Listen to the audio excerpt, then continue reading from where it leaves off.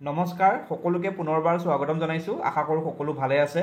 ডিএমইৰ যেটো লিখিত পৰীক্ষা হৈছিল তাৰ ৰিজাল্ট অলৰেডি ঘোষণা হৈ গৈছে আৰু যি সকল ক্যান্ডিডেটে এই লিখিত পৰীক্ষাটোত পাস কৰিছে তেওঁলোকলৈ মোৰ অন্তৰৰ পৰা শুভেচ্ছা জনালো আৰু এতিয়া আপোনালোকে ইয়াৰ যিটা নেক্সট ষ্টেজ আছে অৰ্থাৎ স্কিল টেষ্ট আৰু ডকুমেন্ট ভেৰিফিকেশনৰ বাবে নিজকে সাজু কৰিব লাগিব সো আমি আজিৰ ভিডিওটোত ডকুমেন্ট ভেৰিফিকেশন আৰু স্কিল টেষ্টৰ বাবে আপোনালোকে কিদৰে প্ৰস্তুতি চলাব লাগিব সেই বিষয়ে আলোচনা কৰিম এতিয়া আমি প্ৰথম কথা পাতিম যে আপোনালোকে ডকুমেন্ট ভেৰিফিকেশনত কি ডকুমেন্ট নিব লাগিব এটা প্ৰথম পইণ্টটো চাওক যে এডমিট কাৰ্ডৰ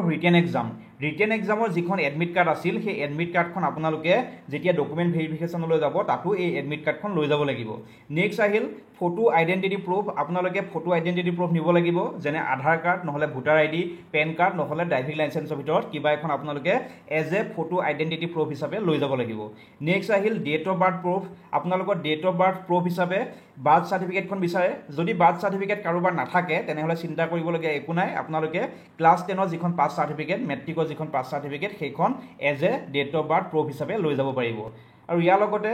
all pass certificate from HSLC onwards মেট্ৰিকৰ পৰা এতিয়ালৈকে আপোনালোকৰ যিমান কেইখন পাছ সাৰ্টিফিকেট আছে যেনে মেট্ৰিকৰ পাছ সাৰ্টিফিকেটখনটো নিবই ইয়াৰ লগতে হাই সেকেন্ডাৰী পাছ সাৰ্টিফিকেট আপুনি যিটো পোষ্টত এপ্লাই কৰিছে সেই পোষ্টত যদি ডিপ্লোমা বিচাৰিছে তেনেহলে ডিপ্লোমা লৈ যাব লাগিব যদি সাৰ্টিফিকেট কোৰ্সৰ ওপৰত ভিত্তি কৰি আপুনি পোষ্টত এপ্লাই কৰিছিল তেনেহলে সেই সাৰ্টিফিকেটখন লৈ যাব লাগিব আৰু যদি আপোনাৰ কোৰ্সটো ডিগ্ৰী কোৰ্স আছিল আৰু যিটো পোষ্টত আপুনি এপ্লাই কৰিছে সেইটো ডিগ্ৰী কোৰ্সটোৰ ওপৰত ভিত্তি কৰি পাইছে তেনেহলে ডিগ্ৰী সাৰ্টিফিকেটখন আপোনালোকে লৈ যাব লাগিব ঠিক আছে ইয়াৰ পিছৰ পইণ্টটো হৈছে কাষ্ট সাৰ্টিফিকেট আপোনালোকে নিজৰ কাষ্ট সাৰ্টিফিকেট লৈ যাব লাগিব পিডব্লিউডি সাৰ্টিফিকেট লাগিব যদি আপোনালোকে পিডব্লিউ ক্যাটাগৰীত পৰে তেনেহলে পিডব্লিউডি সাৰ্টিফিকেট লাগিব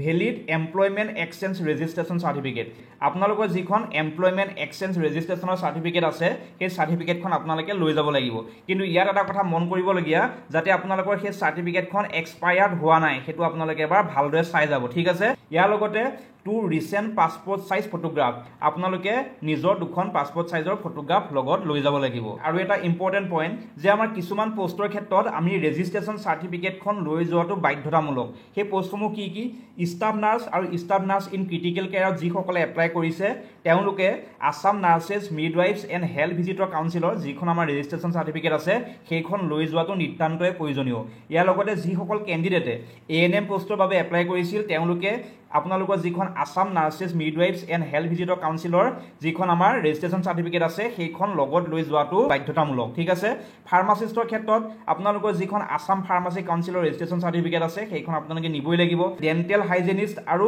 ডেন্টেল মেকানিক এই পোষ্ট দুটাৰ বাবে চাব যে আপোনালোকৰ যি ষ্টেট ডেন্টেল কাউন্সিলৰ ৰেজিষ্ট্ৰেচন সাৰ্টিফিকেট আছে সেই দুইখন আপোনালোকে নিবই লাগিব কাৰণ আপোনালোকৰ যেতিয়া এই পোষ্ট কেইটাৰ ভ্যাকেন্সিৰ এডভাৰটাইজমেন্ট ওলাইছিল তাত স্পষ্টকৈ উল্লেখ কৰা আছে যে এই পোষ্ট কেইটাৰ বাবে যি আমাৰ ৰেজিষ্ট্ৰেচন সাৰ্টিফিকেট আছে এইকেইখন লৈ যোৱাটো বাধ্যতামূলক ইয়াৰ লগতে আপোনালোকে আৰু এটা পইণ্ট চাব যে যিসকল ক্যান্ডিডেটে হেল্থ ইন্সপেক্টৰৰ বাবে এপ্লাই কৰিছিল আৰু ৰিটেন এক্সামত পাছ কৰিছে তেওঁলোকে ডিপ্লোমা ইন কম্পিউটাৰ এপ্লিকেশন অৰ্থাৎ কম্পিউটাৰ এপ্লিকেশনৰ আপোনাৰ যিখন ডিপ্লোমা আছে সেই ডিপ্লোমাখন লগত লৈ যোৱাটো বাধ্যতামূলক কিয়নো আপোনালোকৰ যেতিয়া এডভাৰটাইজমেন্ট ওলাইছিল তাত স্পষ্টকৈ উল্লেখ কৰা হৈছে যে হেল্থ ইন্সপেক্টৰ যেটো পোষ্ট তাত এপ্লাই কৰিবলৈ হলে আপোনালোকক ডিপ্লোমা ইন কম্পিউটাৰ এপ্লিকেশন লাগিব সো আপোনালোকে যেতিয়া ডকুমেন্ট ভেৰিফিকেশন কৰিবলৈ যাব লগত এই কম্পিউটাৰৰ ডিপ্লোমাখন লৈ যাব আমাৰ যেতিয়া এডভাৰটাইজমেন্ট ওলাইছিল ডিএমই টেকনিকেলৰ তাত উল্লেখ কৰা আছিল যে যিসকল ক্যান্ডিডেটে কন্টেক্সুৱেল পোষ্টত অৰ্থাৎ এনএইচএম বা বেলেগ কোনোবা কন্টেক্সুৱেল পোষ্টত তেওঁলোকে কৰ্মৰত হৈ আছিল তেওঁলোকক প্ৰিফাৰেন্স দিয়া হ'ব এই গোটেই সিলেকশন প্ৰসেছটোত যিসকল কন্টেক্সুৱেল এমপ্লয়ি আছে অৰ্থাৎ এনএইচএম বা হেল্থ এণ্ড ফেমিলি ৱেলফেয়াৰৰ কোনো সোসাইটি আন্ডাৰত তেওঁলোকে কৰ্মৰত হৈ আছে তেনেহলে তেওঁলোকক প্ৰিফাৰেন্স দিয়া হ'ব এতিয়া যেহেতু আপোনালোকক প্ৰিফাৰেন্স দিয়া হ'ব সো আপোনালোকে লগত আৰু কি ডকুমেন্ট লৈ যাব লাগিব এক্সপেৰিয়েন্স সাৰ্টিফিকেটখন আপোনালোকে লগত লৈ যাব লাগিব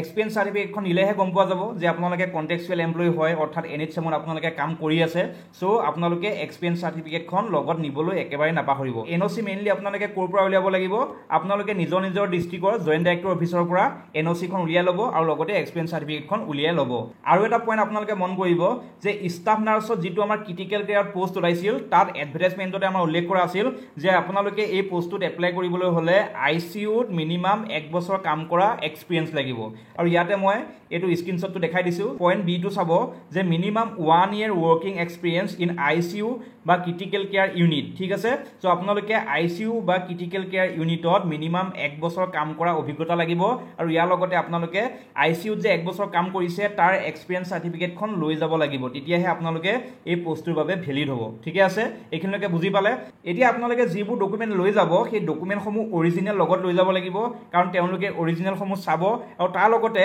প্ৰতিটো ডকুমেণ্টৰ সেলফ এটেষ্টেড কৰি আপোনালোকে তাত ফটোকপি জমা দিব লাগিব। ধৰি লওক আমাৰ টোটেল 10খন ডকুমেণ্ট হৈছে, সেই 10খন ডকুমেণ্টেৰে আপোনালোকে জেৰক্স কৰিব লাগিব। জেৰক্স কৰি তাৰ তলত আপোনালোকে নিজৰ ছিগনেচাৰ অৰ্থাৎ সেলফ এটেষ্টেড কৰি এটা ফাইল বনাব আৰু এই ফাইলটো যেতিয়া আপোনালোকৰ ডকুমেণ্ট ভেৰিফিকেশ্যন হ'ব তাত জমা দিব লাগিব। এইখিনি ডকুমেণ্ট আপোনালোকে লগত লৈ যোৱাটো নিতান্ত প্ৰয়োজনীয়, যাতে আপোনালোকৰ ডকুমেণ্ট ভেৰিফিকেশ্যনৰ কোনো ধৰণৰ ত্ৰুটি ৰৈ নাযায়। আৰু এটা কথা মন কৰিব যে আপোনালোকে যেতিয়া ডকুমেণ্ট ভেৰিফিকেশ্যন কৰিবলৈ যাব এখন ফৰ্ম আপোনালোকক ফিল আপ কৰিব দিব পাৰে, চ' তাত আপোনালোকৰ ফটো লগাব দিব পাৰে। সেইবাবে আপোনালোকে নিজে গাম এটা লগত লৈ যাব, গাম বা ষ্টেপলাৰ যি লৈ যায় লগত আপোনালোকে লৈ যাব, কাৰণ তাত ইমানবোৰ ষ্টুডেণ্ট থাকিব, আপুনি কাৰ পৰা বিচাৰি থাকিব। চ' নিজৰ যাতে সুবিধা হয় সেইবাবে আপোনালোকে গাম আৰু ষ্টেপলাৰ লগত লৈ যাবলৈ একেবাৰে নাপাহৰিব। আপোনালোকৰ স্কিল টেষ্টত যি কুৱেশ্যন সুধিব পাৰে তাৰ ওপৰতো মই এটা ভিডিঅ' আগবঢ়াম। এইখিনি আছিলে আমাৰ ডকুমেণ্ট ভেৰিফিকেশ্যনত কি ডকুমেণ্ট লাগে তাৰ এটা ডিটেইলছ বিৱৰণ। গতিকে আশা কৰোঁ আপোনালোকে ভিডিঅ'টো ভাল পালে, আৰু যদি কিবা আপোনালোকৰ কনফিউজন আছে আৰু কিবা জানিবলৈ বিচাৰে তেনেহ'লে কমেণ্ট বক্সত মোক সুধিব পাৰে।